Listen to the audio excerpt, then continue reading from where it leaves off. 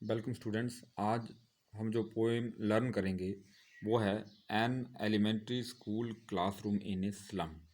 ये इस पोएम के जो राइटर हैं वो स्टीफन स्पेंडर हैं। इनका जो बर्थ है 28 फरवरी 1909 में हुआ। डेथ इनकी जो है 16 जुलाई 1995। बर्थ प्लेस है इनका कैंसिंगटन लंदन के अंदर। और ये एक पोएट, नॉवलिस्ट, एसेस्ट, सोशलिस्ट और पैसिफिस्ट रहे हैं। ये पोएम जो है ये सोशल जस्टिस और क्लास इनक्वलिटीज़ के ऊपर काम करती है। ये पोएम जो है यहाँ पे ये जो पोएम है ये सोशल, अगर हम जस्टिस की जगह इन जस्टिस कह दें तो ज़्यादा अच्छा रहेगा। सामाजिक जो अन्याय है उसके बारे में, और जो क्लास इनक्वलिटीज़ के ऊपर जो इसका थीम है। और पोइट की जो ये यूनाइटेड किंगडम से हैं ये पोइट। तो चलिए अब मैं आपको कुछ इस पोइम से जुड़े, जैसे इस पोइम के अंदर शेक्सपियर की बात की है तो ये शेक्सपियर हैं, उसका रेफरेंस आता है शेक्सपियर का। फिर पोइम के अंदर एक आता है सिविलाइज्ड डोम। तो ये सिविलाइज्ड डोम का ये बॉडी बनी हुई है, मतलब जितनी भी संसार की भव्य इमारतें हैं जिनके ऊपर गुंबद बना होता है उनको सिविलाइज्ड डोम कहा गया है। फिर पोइम के अंदर एक टायरोलिस वैली की बात की गई है। ये वैली आप देख सकते हैं टायरोलिस वैली कैसी है। फिर इसके अंदर एक मैप ऑफ वर्ल्ड, पूरे वर्ल्ड मैप बना हुआ है, तो इसको आप देख सकते हैं कैसे।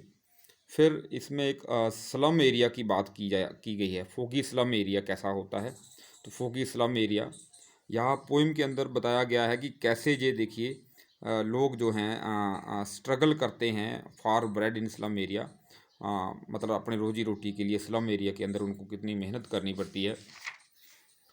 तो ये भी एक स्लम एरिया का पिक्चराइजेशन की गई है। फिर पोइम के अंदर इंस्पेक्टर की बात की जाती है, जैसे ये इंस्पेक्टर खड़ा है, विजिटर है, जैसे कोई भी क्लास के निरीक्षण के लिए आते हैं। फिर फोगी स्लम एरिया जिसमें धुंध पड़ी हुई है, तो ये एक फोगी स्लम एरिया दिखाने की कोशिश की गई है। ये हाँ आपने पहले भी देख लिया, struggling for bread in slum areas. तो उसके बाद ये elementary school in a slum area की एक ये पिक्चर बनाई गई है। और ये स्लम का क्लासरूम देख सकते हैं आप कैसे है। और ये मॉडर्न क्लासरूम है जो आज के युग का है। और फिर कंपैरिजन किया गया है क्लासरूम वाल्स का विद सावर क्रीम। तो अब सावर क्रीम ये मतलब जो खट्टा हो जाता है जो क्रीम है, मान लो हम उसको रखते हैं 2-3 दिन के बाद, तो उसका कंपैरिजन किया गया है क्लासरूम वाल से पोइम के अंदर। फिर पोइम के अंदर एक बात की गई है क्रैम्प्ड या dark holes of A rats. तो क्रैम्प्ड का मतलब होता है कवर खाना, जहाँ पे तय कब्रिस्तान हो, मतलब कब्रें यहाँ पे रखी जाती हैं, एक तय खाना सा होता है। जहाँ क्रैम्प्ड होल्स ऑफ रैट्स कैसे होते हैं, जैसे होल होते हैं जहाँ पे रैट रहते हैं, तो देखिए तो पोइम के अंदर इसकी भी बात की गई है। तो अभी मैं इस पोइम से जुड़े कुछ कीवर्ड्स हैं वो आपसे डिस्कस करता हूँ। इस पोइम के अंदर 4 स्टेंजा हैं। तो इस पोइम के अंदर जैसे मैंने आपको बताया है कि क्लास इनक्वलिटी और सोशल अनजस्टिस की बात की गई है। तो फर्स्ट जो हमारा स्टेंजा है उसका जो कीवर्ड है क्या है, गस्टी। गस्टी का मतलब होता है ब्लोइंग स्ट्रोंगली या स्ट्रोंग वेव्स। शक्तिशाली जो लहरें हैं उनको गस्टी कहा गया है। फिर है एक है रूटलेस।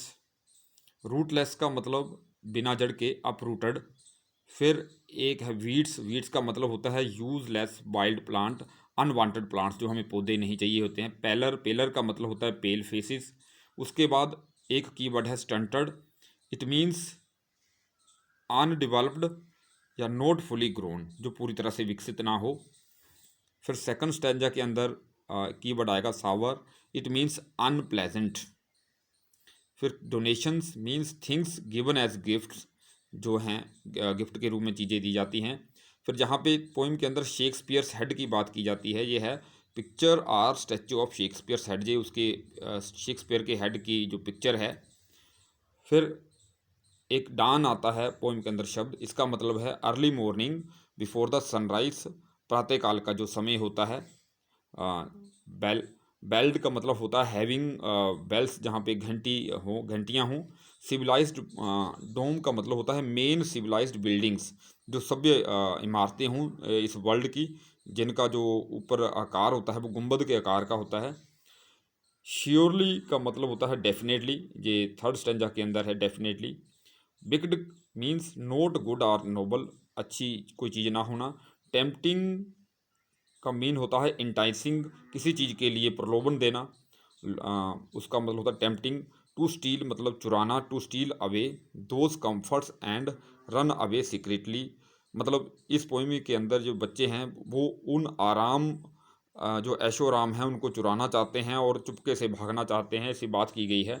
फिर एक वर्ड है स्लाइली, इट मीन्स सीक्रेटली, चुपके से या आर्टफुली, निपुणता से। फिर स्टेंजर्स के अंदर एक और वर्ड आता है catacombs, it means underground Graves, जो हैं ज़मीन के अंदर जो कब्रें होती हैं उनको कैटाकॉम्स कहा गया है। एजियर एक वर्ड आता है azure, it means blue sky. फिर gold sands means golden sand on the coast, जो तट है, तट के किनारे पर जो सुनहरी रंग का रेत है उसकी बात की गई है। तो चलिए अब हम स्टेंजा वाइज जो है पोइम को लर्न करने की कोशिश करते हैं। तो ये हमारे पास फर्स्ट स्टेंजा है, यहाँ पे देखिए, ये फार फार फ्रॉम गस्टी वेव से लेकर यहाँ तक। इस फर्स्ट स्टेंजा के अंदर स्टूडेंट्स के डिस्क्रिप्शन की बात की गई है। देखिए, far far from gusty waves means कि शक्तिशाली लहरों से। दीज चिल्ड्रंस फेसेस, जहाँ पे शक्तिशाली लहरें मीनिंग नहीं आएगा, इसका मतलब है there is no energy on the faces of children, ठीक है, उनके चेहरे के ऊपर कोई भी ऊर्जा नहीं है। जहाँ पे फार फार मतलब दूर हैं, किससे, गस्टी वेव से। इट मीन्स कि they have no energy on their faces, उनके चेहरे पे कोई भी ऊर्जा नहीं है। These childrens faces like rootless weeds, हाँ मतलब गस्टी वेव्स का मतलब कोई भी उनका जो है चेयरफुल एक्सप्रेशन नहीं है उनके चेहरे के ऊपर, मतलब वो एनर्जेटिक नहीं है। अब है जहाँ पे कहा गया है लाइक रूटलेस वीड्स का मतलब होता है अनवांटेड ग्रास, जिसकी हमें आवश्यकता नहीं होती है। मतलब अब जहाँ पे इसका क्या मीनिंग है कि nobody pays attention, rootless weeds का मतलब उन बच्चों की ओर कोई भी ध्यान नहीं देता है, means they are neglected children, वो निगलेक्टेड माने जाते हैं, उनके लिए नो मीनिंग ऑफ लाइफ, उनके लिए लाइफ का कोई भी मीनिंग नहीं है। तो यहाँ पे रूटलेस वीड्स का जो मीनिंग निकलता है कि nobody pays attention to this children, means they are neglected, वो निगलेक्टेड हैं। तो इसलिए इन बच्चों के लिए इट मीन्स जहाँ पे लाइफ का कोई भी मीनिंग नहीं रहता है। आगे देखिए, like rootless weeds the hair torn around their pallor, जो बाल हैं वो टोर्न अराउंड मीन्स स्कैटर्ड, बिखरे पड़े हैं, अराउंड देयर पैलर, पैलर का मतलब होता है पेल, पीले चेहरे पर। आगे द टाल girl with her bed down head, अब जहाँ पे देखिए पोइम के अंदर ये सिंबल यूज़ किया गया है, एक लंबी लड़की with her weighed down head, उसका सिर झुका हुआ है।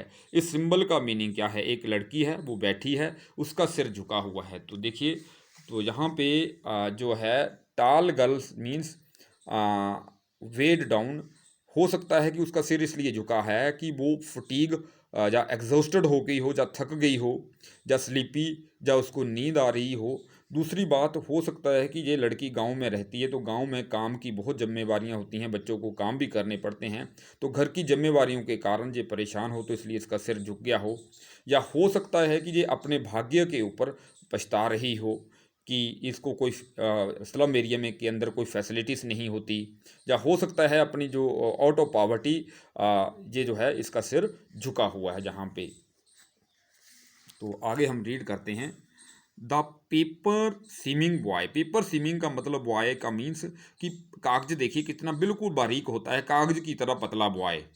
अब मतलब ये इट मीन्स कि ये जो लड़का है ये बिल्कुल ही थिन एंड लीन है, बहुत ही पतला है। विद रैट्स आइस, अब जहाँ पे इसकी जो आइस हैं वो कंपैरिजन किया गया है रैट्स की आइस से।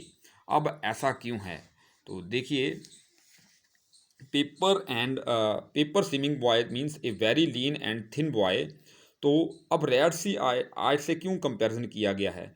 देखिए, जैसे रैट होता है, a rat remains in the search of food, भोजन की तलाश में रहता है, उसकी आंखें भोजन को ढूंढती रहती हैं। तो ये जो बॉय है ये पूरी तरह से विकसित नहीं है, ठीक है। तो इसलिए ये भी हमेशा है, ऐसा लगता है कि ये भी भूखा है, तो फूड की तलाश में है, इसलिए इसकी जो आइस हैं वो कंपेयर की गई हैं रैट्स आइस के साथ। आगे देखिए, rats eyes the stunted means not developed, पूरी तरह से विकसित नहीं है। अनलकी एयर, एयर होता है उत्तराधिकारी। ऑफ ट्विस्टेड बोन्स मीन्स मुड़ी हुई हड्डियों का ढांचा है। Structures of bone, reciting means repeating.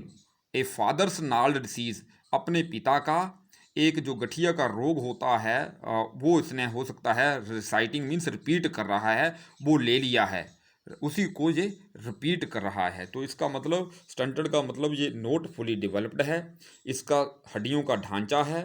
तो जहाँ पे ट्विस्टेड बोन्स का मतलब कि ये जो लड़का है इसने ये जो है स्ट्रक्चर ऑफ बोन्स है, रिकेट्स का इसको रोग हो गया है, ये रोग इसने अपने फादर से लिया है। तो आगे देखिए, नाल disease, his lesson from his desk, उसका जो हाँ अपने लेसन को जो रिसाइट कर रहा है। At back of the dim class, अब ये जो धुंधली क्लास है इसके पीछे। वन अननोटेड, एक ऐसा लड़का है जिसको कोई नहीं देख रहा है, स्वीट बहुत स्वीट है और यंग है। His eyes live in a dream, उसकी आंखें सपनों में हैं, किसकी? Of squirrel's game in tree room, ये लड़का अपने क्लासरूम के अंदर बैठा हुआ है, लेकिन इसका जो ध्यान है क्लासरूम के अंदर नहीं है, ये बाहर एक गिलहरी खेल रही है, उसको पेड़ के ऊपर उसको देख रहा है, उसके सपने देख रहा है। अदर देन दिस, मतलब अपने काम के अलावा। तो इसका मतलब क्या है कि ये जो लड़का देख रहा है कि गिलहरी जो है कितनी शान से कितनी खेल रही है, कितने केयर फ्री मैनर से, तो इसका भी ऐसा सपना है कि इसकी लाइफ भी ऐसे उन्मुक्त हो। तो यहाँ पे देखिए, ये हाँ लड़का ड्रीम कर रहा है, सपना देख रहा है, dreams of different world from his present world, हाँ जो इसका वर्तमान संसार है उससे अलग संसार का ये सपना देख रहा है। आगे हम सेकंड स्टैंजा हाँ फर्स्ट स्टैंजा के हम अंदर हमने क्या पढ़ा, इस फर्स्ट स्टैंजा को अगर आप बच्चों ध्यान से देखें तो इसके अंदर पूरी स्टूडेंट्स का वर्णन किया गया है कि जो elementary school classroom in slum, जो एलिमेंट्री स्कूल के बच्चे हैं उनकी स्थिति कैसे है। अब हम सेकंड स्टैंजा पढ़ने जा रहे हैं, इसके अंदर हमें बताया गया है कि क्लासरूम की डिस्क्रिप्शन कैसे है, पूरे क्लासरूम का वर्णन कैसे है। तो देखिए, ऑन सौर क्रीम वाल्स, जो हाँ दीवारें हैं, जैसे सावर क्रीम होती है वो खट्टी हो गई होती है, तो सावर का मतलब होता है खट्टा। तो हाँ क्या है वहाँ पे, डोनेशंस, डोनेशंस का मतलब है list of people who have donated money to build the classroom, मतलब जो क्लासरूम की वाल है उसके ऊपर लिस्ट लगी है लोगों की, list of people who have donated money to build the classroom. तो डोनेशन का मतलब वहाँ पे लिस्ट, सूची लगी हुई है उन लोगों की जिन्होंने क्लासरूम बनाने में मदद की है। एक वर्ड यहाँ पे अभी देखिए सावर क्रीम यूज़ किया गया है, इट मीन्स वाल्स, जो वाल्स हैं दे स्मेल लाइक सावर क्रीम, इनकी जो स्मेल है वो एक खट्टी क्रीम की तरह आती है, ड्यू टू डैम्पनेस, क्योंकि वहाँ पे सीलन हो गई है। अब जहाँ पे सावर क्रीम जो है, ये दीवारें, ये एक सिंबल यूज़ किया गया है, सिंबल का क्या मतलब है, their life is dull and it lacks lot of colour, उनकी जो लाइफ है ये डल है और उनके अंदर जो है it lacks a lot of colour, जो है रंग की कमी है।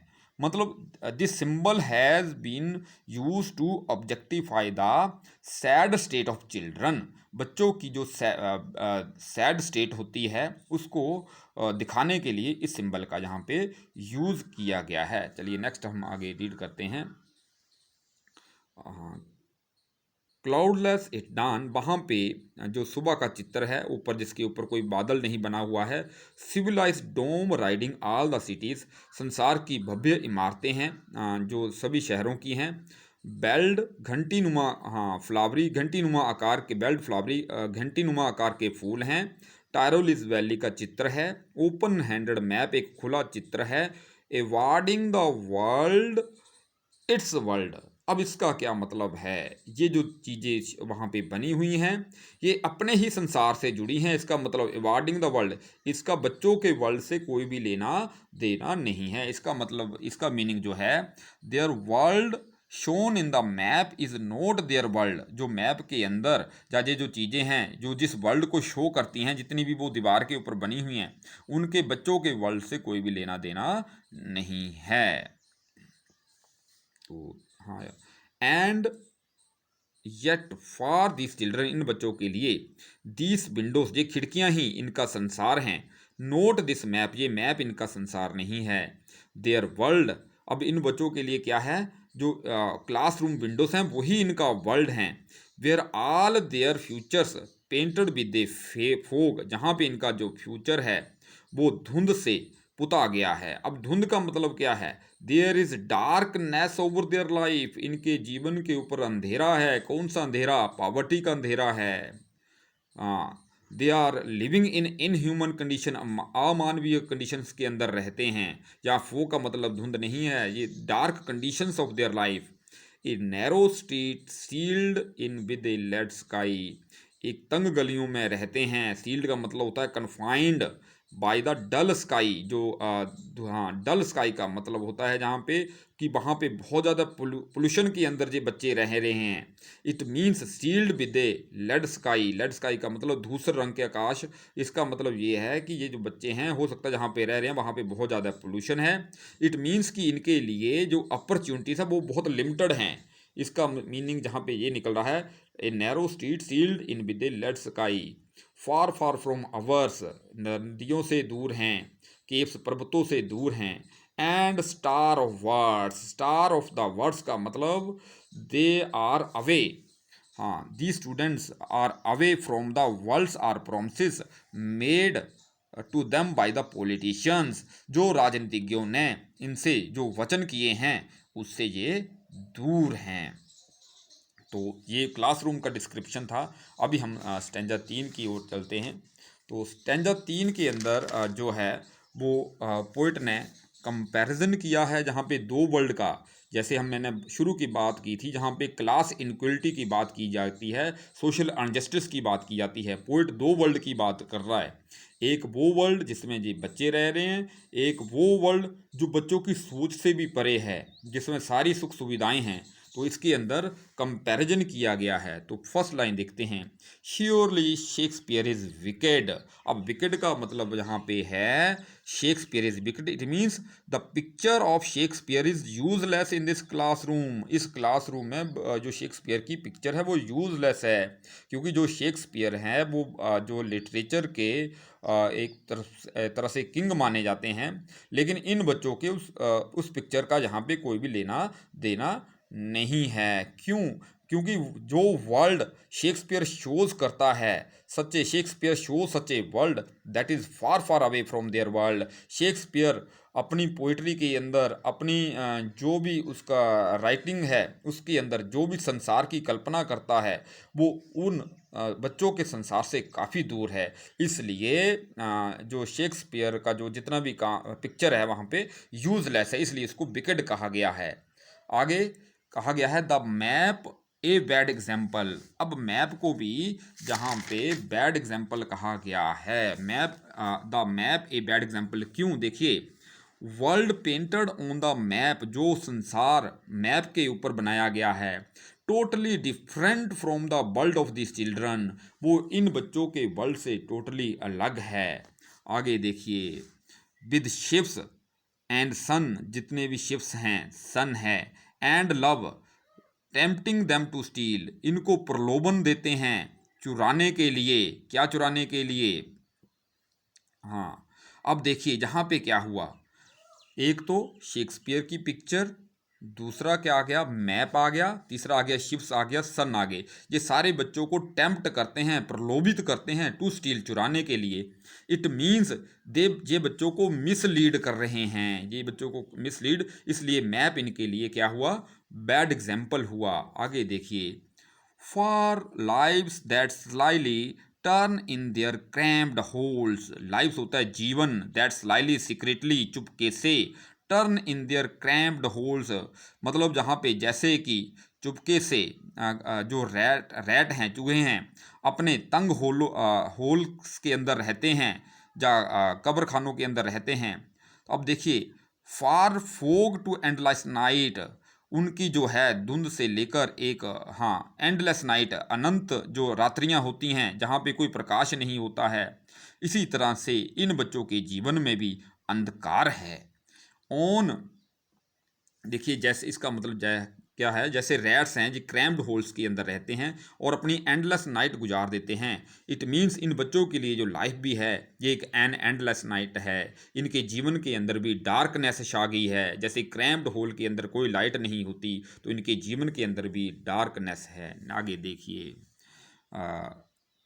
ऑन द, हाँ, on their slag heap these children wear skins. अब on their slag heap, slag heap का मतलब होता है वेस्ट इंडस्ट्रियल मटेरियल, जितने भी उद्योगों से व्यर्थ पदार्थ निकलते हैं उनको स्लैग हीप कहा जाता है।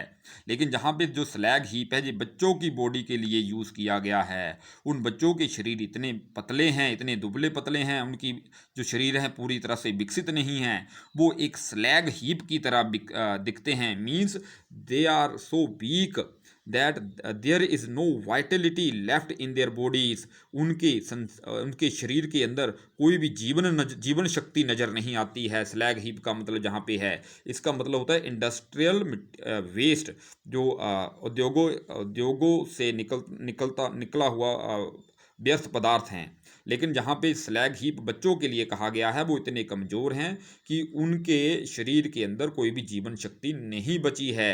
अब हाँ, bare skins peeped through by bones, उनकी जो हड्डियां हैं वो उनकी चमड़ी से झांक के देख रही हैं। इट मीन्स कि their bones are visible through their skin, उनकी जो हड्डियां हैं उनकी चमड़ी से दिख रही हैं।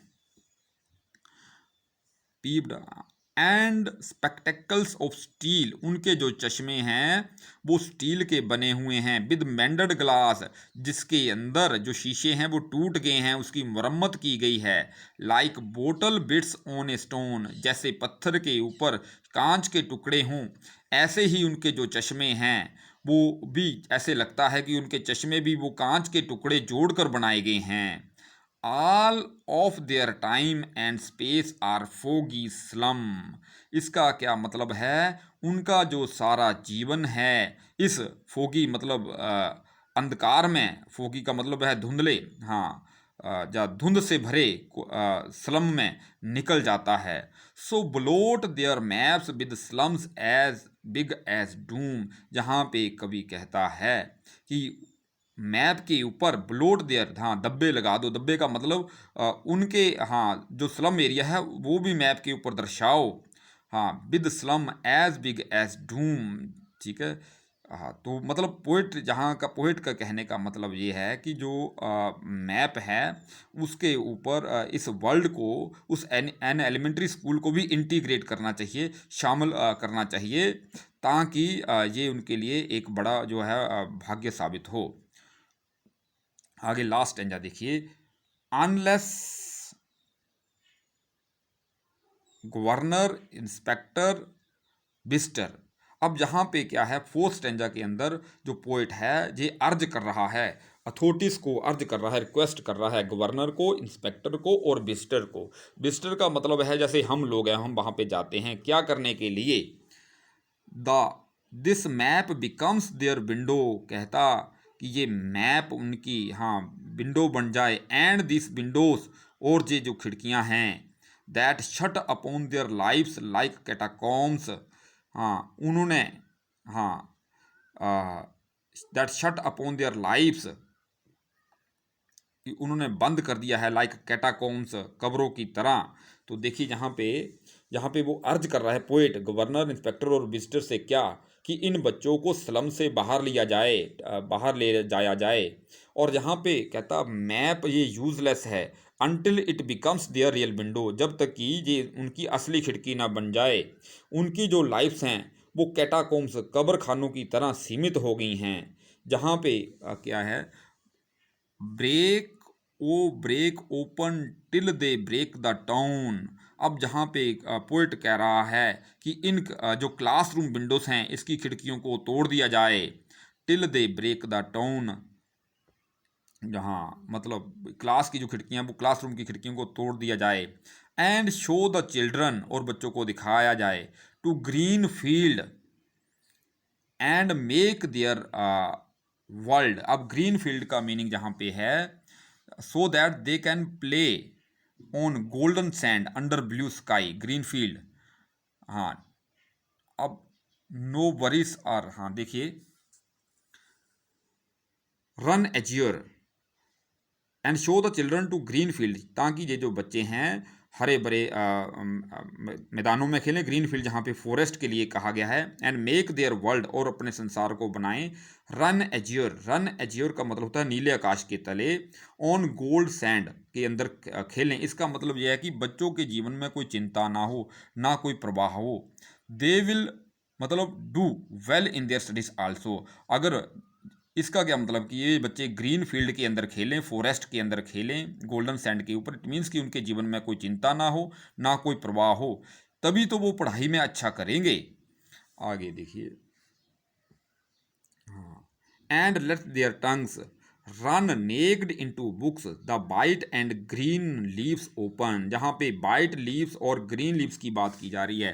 अब बाइट लीव्स का मतलब होता है बुक, जो है बुक के जो पृष्ठ होते हैं वहाँ पे bite leaves use, and green leaves of trees जो है ये ट्रीज के लिए यूज़ किया गया है। ये both play an equally important role in children development, children की डेवलपमेंट में ये इनका इक्वल इम्पोर्टेंट रोल होता है। हाँ, next history theirs whose language is the sun. मतलब पोइट कहता है कि इतिहास उन लोगों का होता है जिनकी लैंग्वेज सन होती है। इट मीन्स कि इतिहास उन्हीं लोगों के साथ होता है जो कॉन्फिडेंटली अपनी बात को एक्सप्रेस कर पाएँ, जिनको एक्सपोजर होता है। तो जहाँ जो है पोइट चाहता है इन बच्चों को भी वो एक्सपोजर मिले कि ये कॉन्फिडेंटली अपने आप को एक्सप्रेस कर पाएँ। Thanks a lot. हाँ बच्चों, इससे पहले कि आपने ये काम करना है कि जो मैंने यहाँ पे ये किया है, इस पोइम की समरी आपने खुद तैयार करनी है, तो ये आपका होमवर्क है। Okay, once thanks a lot.